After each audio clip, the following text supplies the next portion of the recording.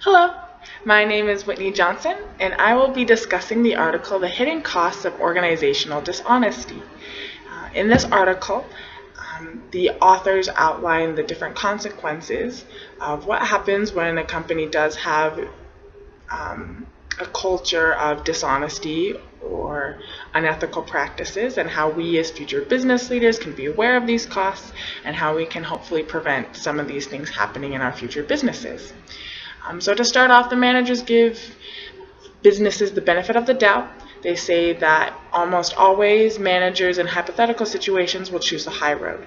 But we know that hypothetical situations don't always encompass all the different influences acting on an employee or an employer when they're trying to make an ethical decision, due to the desire to get a promotion or financial pressures, peer pressure.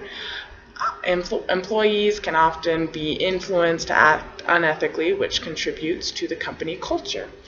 And when the company culture is dishonest or unethical, there are a couple malignancies that occur, namely reputation degradation, mismatches of values of the employee and organizational values, and also increased surveillance. So to start out, with reputation degradation, this simply means that when a company is unethical, their reputation suffers.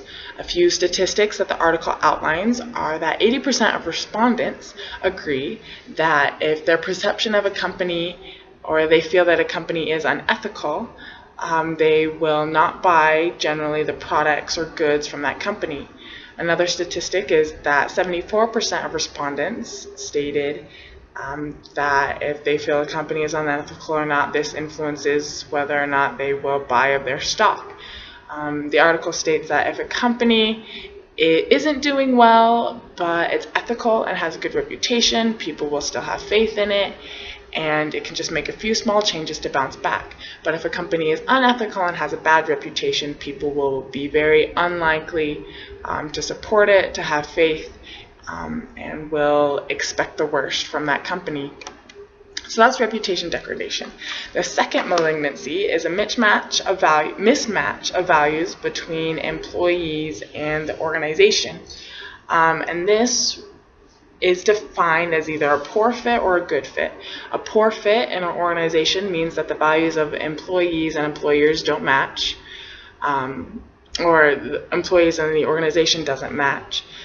Which leads to increased absenteeism. Employees are more likely to skip work. It leads to lower job satisfaction.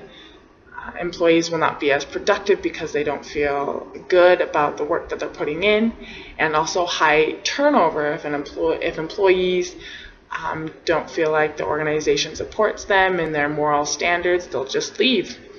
And all those are very bad for a company, obviously. A good fit is when the values of the employee and the organization do match up. But this can be a bad thing as well, because if an employee with high moral standards goes into a company that participates in unethical behaviors, they can be persuaded to act unethically as well to fit in with the company culture and to give in to those peer pressures. So all of that decreases the productivity of the company and ultimately decreases the success of a company. Which brings us to the third malignancy, which is increased surveillance. Employers, in effort to correct the company culture, will put up cameras and monitor their employees, which increases employee stress, which leads to different health issues, which ultimately leads to increased absenteeism. It also leads to lack of trust in employees, backlash, which means the employees are going to try and get back at the company. This can lead to employee theft or fraud. This also increased surveillance leads to undermining of positive behaviors and overestimated influence of monitoring, which means that employers think that the monitoring or the surveillance is far more effective than it really is. So in conclusion, we've talked about the three different malignancies of organizational dishonesty, and how that leads to a bad reputation, increased surveillance, and also a mismatch between values of the employees and the organization. The best solution to all of these is to go back and change the company culture. It is to have codes of conduct, and to ultimately start from the bottom with the managers and work your way down. The article also talks about how having or just evaluating the company's reputation will help a company also decide to act ethically. And so we know that if a company can stick to their high moral standards, they won't fall into this trap of having different hidden costs of organizational dishonesty.